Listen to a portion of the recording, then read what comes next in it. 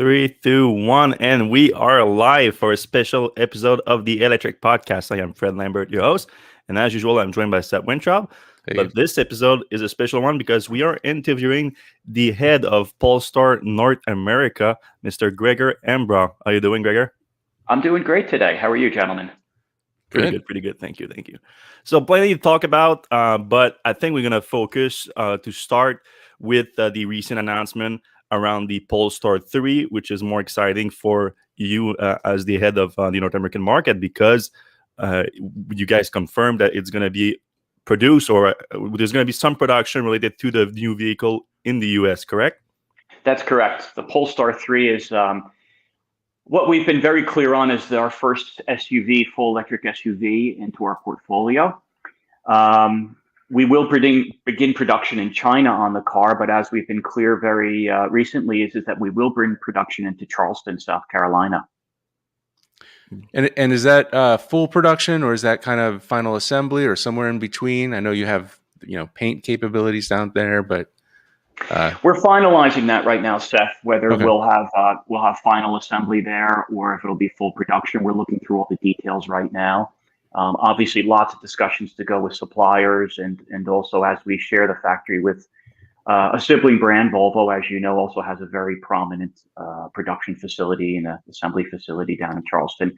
We're working through the details, but those are all things that we'll come back to you in due time to let you know the details on when we're ready to.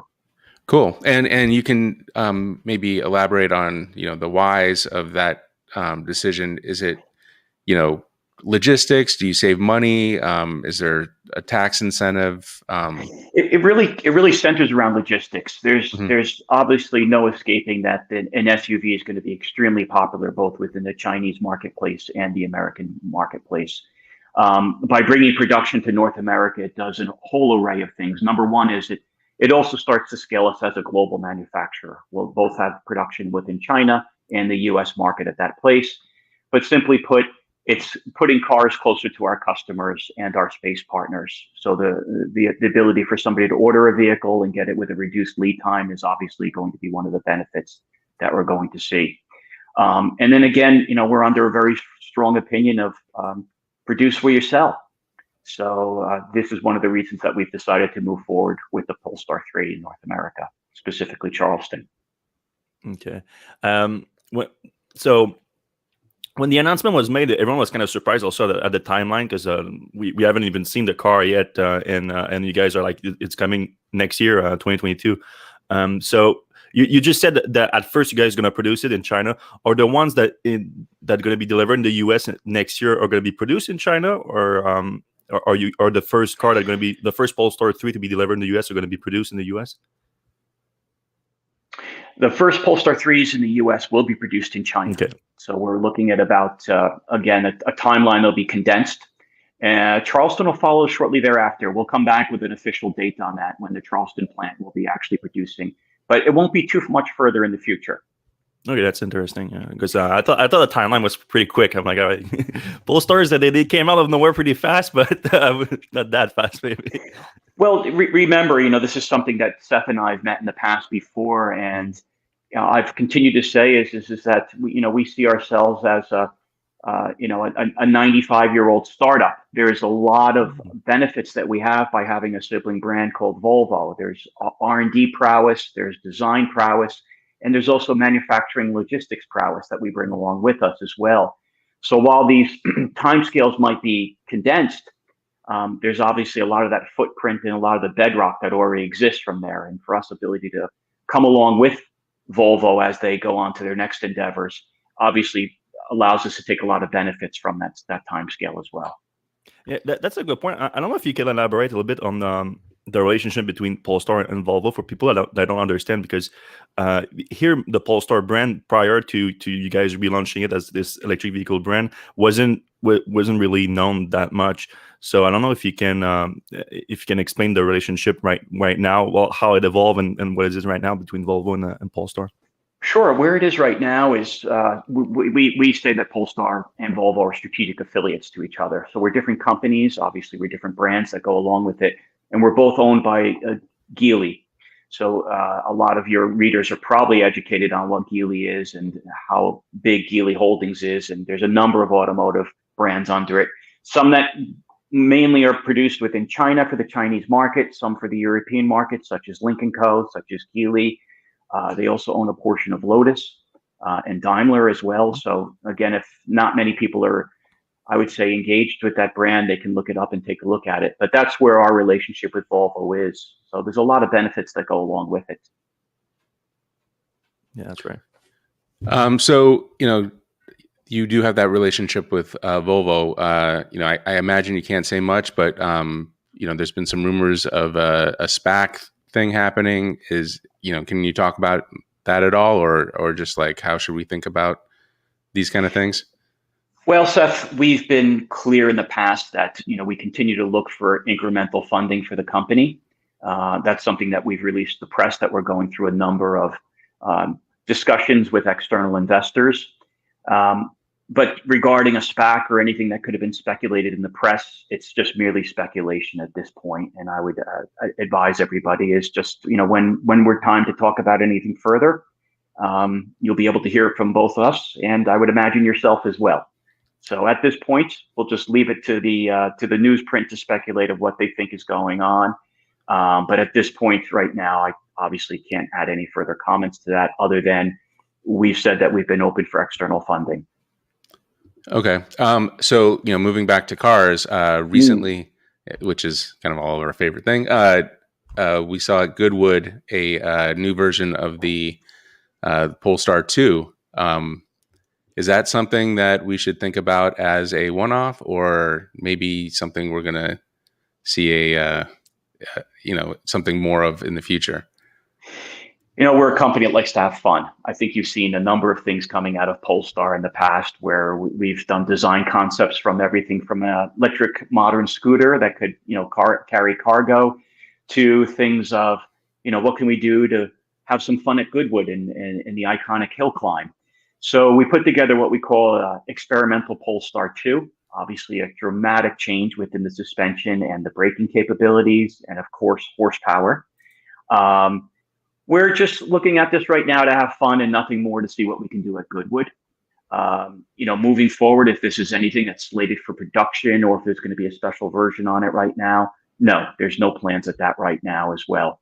I think, as everything, we'll take a look to see how this is reviewed and how this is seen by the population, and understand if there's anything that we want to do in the future at this point. I would say that closer in our lens is the model year 22 Polestar 2 that we can talk a little bit about, because those are things that are be coming to market right after the summer. And then a car that I introduced you to also, Seth, was the Polestar One. I think last time you and I met, we had a cup of coffee at a nice little cafe in, I think, the northern part of New York, and I showed you around the Polestar One. So Polestar One is actually having its final production round right now. So we sunset the car already this year after 3 years of production.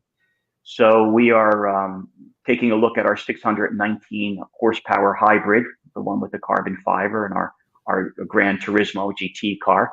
And we will have our final production run just after the summer. So the last cars will be entering to the US market by year's end. So we'll say goodbye to that car after doing exactly what it needed to do as a halo for the brand, and really setting itself up, in my view, as a future collector car. And at the same time, we'll move ourselves into the model year 22 Polestar 2, which I think is just a brilliant evolution of what we brought to the market already. What we'll see with model year 22 is a couple of enhancements to the offer, and also to the hard product as well. We'll be talking about things such as a elongated EPA range of the vehicle, the option of having a heat pump with the car, and I believe everybody online understands the benefits that a heat pump could bring on variable climates. And the other thing that we'll be doing is we'll also be moving away from what we call the intro package, which was more or less fully spec'd. There was very little options other than colors and wheels that you could put on the vehicle, to a little bit more of a traditional package selection, where we can actually have the customer say, do they want a premium package, or a plus package, or a navigation pilot package, all those sort of things that we will bring, and leave it up to the customer to elect if they want to put onto their car as well. Another big thing that we'll be bringing in is a single motor. So towards the end of the year, we'll have a long range single motor that we're bringing in. And as we progress, we'll be bringing in incremental customers as we bring in, I would say, a different pricing scale for these cars as well. Bringing the content down, opening up different pricing categories for the vehicle, which could be holded from just a long range single motor or long range dual motor without the packages as standard now. And those will be coming into the marketplace just about September time period as we migrate into model year 22. That's great. Do we have a new idea of the base MSRP with now the lower range version? Yeah, we're lower range as sorry the single motor version. I mean, yeah, we're going to be ready to announce that. I would say within the next 4 weeks, Fred. On that point, we're looking right now, and obviously there's a lot of incentives not only on the Canadian market, especially Quebec, as you know, but also some obviously incentive points that we want to hit from the federal incentive and local state incentives in the U.S. market as well. So we're looking around and we're just making sure that we have done the proper analysis. And I would say within 4 weeks, we'd be ready to launch the pricing and also the package structures on those cars. We'll be keeping an eye on that for sure. Yeah. Just to go back to your comment about the EPA rating, and I know you mentioned the fuel pump as being, a heat way pump. or heat pump to get the, theoretically to reduce the importance of heating the car, especially in the Northeast, like where we are. Mm-hmm. Are you using in the industry? There's quite a few different ways to calculate EPA, and I know Tesla obviously is out there with some very optimistic EPA ranges. Are you using the same EPA range, or how do you get to a higher EPA range on your car besides the aforementioned heat pump? You mean what sort of attributes do we bring into the car to try to elongate the EPA range of the vehicle? Yeah, you noted the longer EPA range, so I was just wondering what's different in 2022 that it's mainly the efficiencies that the heat pump will bring on that car is the primary driver of it. Mm-hmm. So nothing else with regards to calendar year or model year 22 that I see is going to be enhancing that other than the heat pump itself. And the heat pump isn't just for heating the car, but it's also like heating and cooling the batteries as well. That's exactly maintaining a constant temperature within the battery, so the variability of hot and cold climate doesn't degrade the battery longevity in those type of climates as well. So the heat pump is going to be a primarily driver of that. Will that affect charging speed at all, or is that outside? Not that I'm aware of right now, Seth. So I really won't comment on that because I don't know much about the effects as far as charging goes on that. Okay. All right. I'm going to go back to the Polestar One for a second because you made an interesting comment about it being potentially a future collectible item. It's kind of strange when you think about it because it's literally called the Polestar One, and like you guys have the Polestar 2 now, the Polestar 3 is coming. So I mean, you guys have a pretty clear naming scheme at this point. So are we gonna expect that not to see the Polestar One anymore now that it's on the final production one, not to come back as a new version, an all-electric version maybe or something like that? Mm-hmm. Mm-hmm. Our nomenclature / naming strategy is, as you indicated, is a numeral. So 1, 2, 3, 4 in a consecutive. So with that in mind, it would be very unlikely, in my view, that you would see a Polestar One having. Would that car's positioning and segmentation live on to another number in the future? Perhaps. I think that when you take a look at a brand such as Polestar, by having a competitive sports coupe or something of that nature, not only speaks to the wants of our customer, but also speaks a lot to the brand and what the brand identifies itself as, pure progressive performance.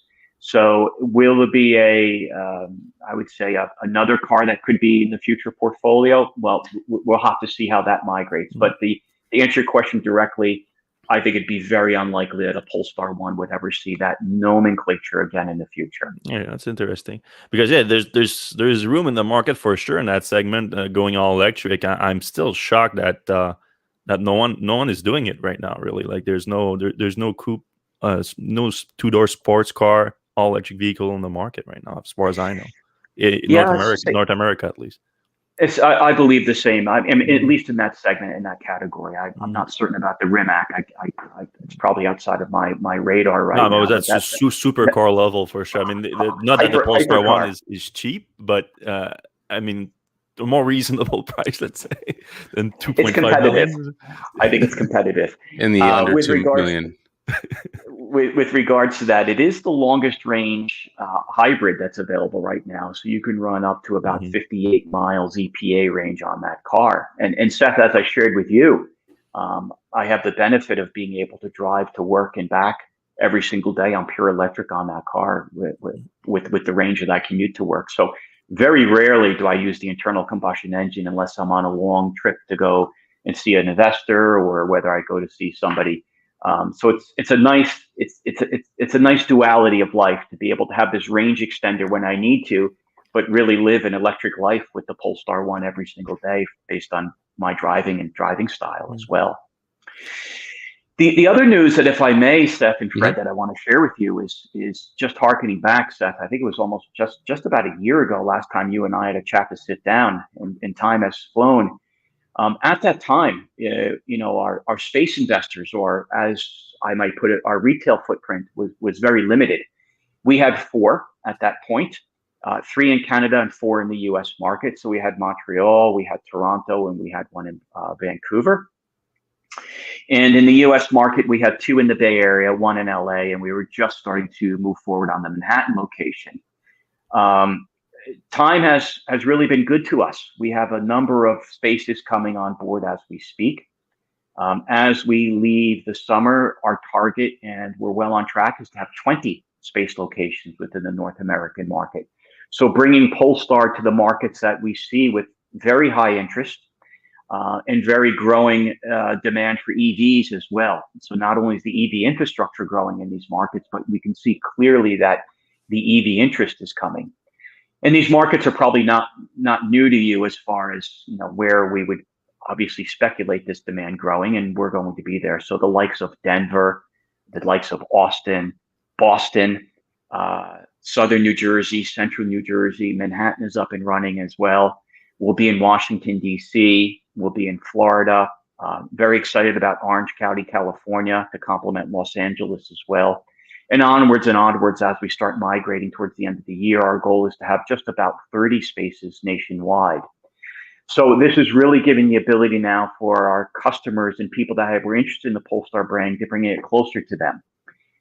So giving them the ability to test drive the product, interact with the product, and then also having a local place to actually go and have a space that they can go and visit and verify the product as well. The other thing that we're very proud of, Seth, is we were just starting to talk about it last time we spoke as well, is about mobile service. So we've been able to evolve that footprint as well. And those are for the customers that live outside of the immediate area of where a Polestar space could be.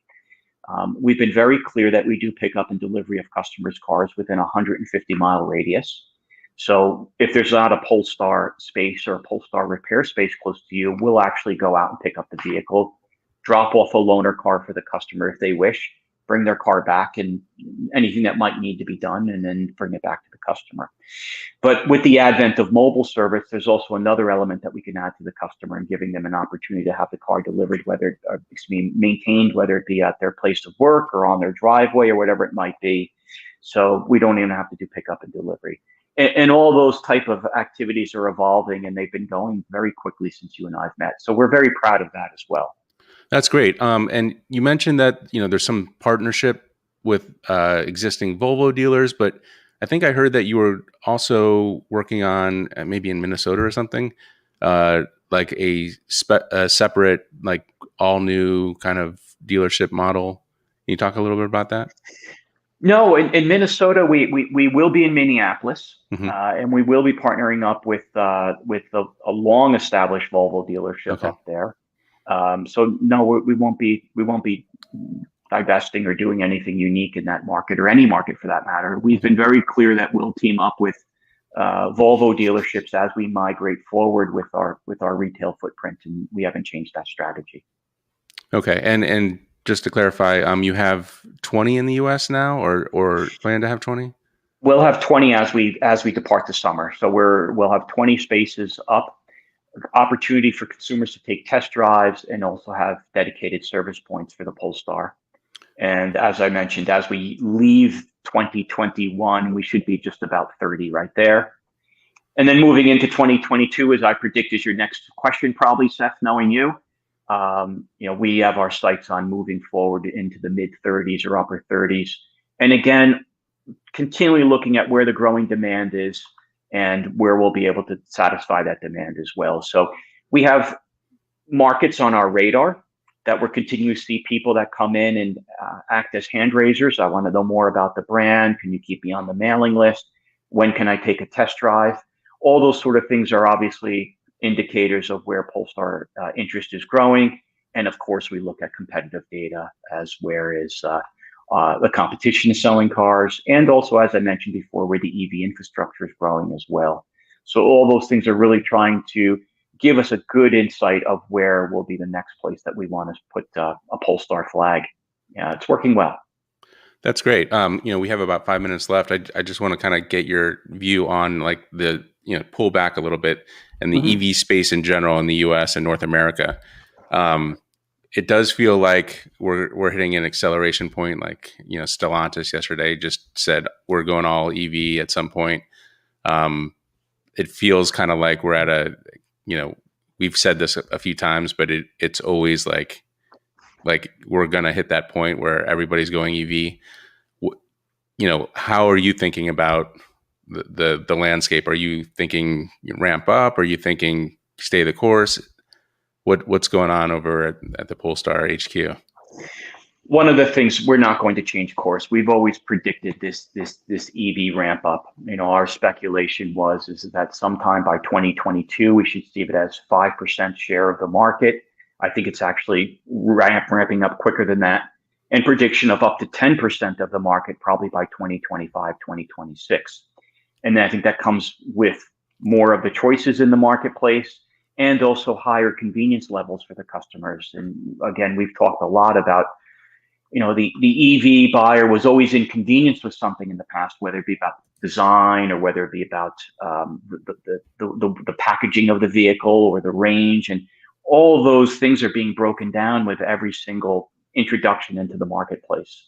The customer is not inconvenienced by the way the car looks or the way the car is packaged or the range.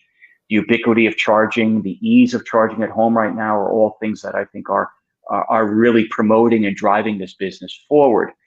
One of the things that I'll continue to say is that we continue on this course. We have no deviation from moving anywhere and continuing to be an EV in a forefront brand. We have a very strong product portfolio that will continue to evolve, not only in the segments that we're in right now, but obviously as the segments start to evolve. We've already talked about an SUV.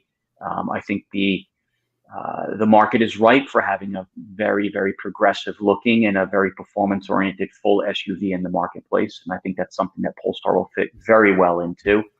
And then we'll start evolving into other segments as well. And again, I think you just need to start connecting the dots to see where we'll see Polestar in the future. And then again, as we raise our space partner footprint and make it easier for our consumers to engage with the brand and if need be service with the brand, these are all things that we will not deviate from. We'll continue to accelerate forward. And we feel that the market has been ripe and it'll continue to be ripe to be in this segment. And one weakness we see in the US, maybe compared to Europe, is charging infrastructure. How are you guys thinking about that? Are you guys going to address it directly, or what's going on? We've been clear that you will not see Polestar charger stations or anything of supercharger stations of the like. We announced many months ago about our affiliation with ChargePoint. We know that there's a lot of plans, with not only ChargePoint, but like chargers in the marketplace that are coming up extremely quickly, whether it be Electrify America or ChargePoint. We'll stay the course with those. So I don't foresee us coming with our own solution, our own branded, if you will, supercharger stations in the future or anything of that nature. I think that the industry, and on top of that, again, the EV infrastructure providers have a very clear roadmap to draw up the convenience that I was talking about in the future, where we can take advantage of that rather than making investment in our own. All right. Can we end on the note? Do we have an idea of when we're gonna see that forward-looking and performance-looking SUV, the Polestar 3? I do. Is that one in the background? No, unfortunately, I think that's not what you're looking for right now. But of course, Seth and Frederick, if I told you now, then I wouldn't be invited back to share that information when it was ripe. And I always want to give an opportunity for me to be invited back, and also for give you, your viewers and your gentlemen yourself, an opportunity to look for something that's a piece of newsworthy information and excitement going forward. What I can guarantee you is that as soon as we're ready to announce it, your phone will be ringing first and foremost. All right. Awesome. Thanks a lot. Thanks a lot, Gregor. Thanks a lot for coming on the show, and good luck with Polestar for the launch of the 2022 Polestar 2, and soon, hopefully, the Polestar 3 that we're going to get to see. And we're going to see you next time. Thanks, everyone.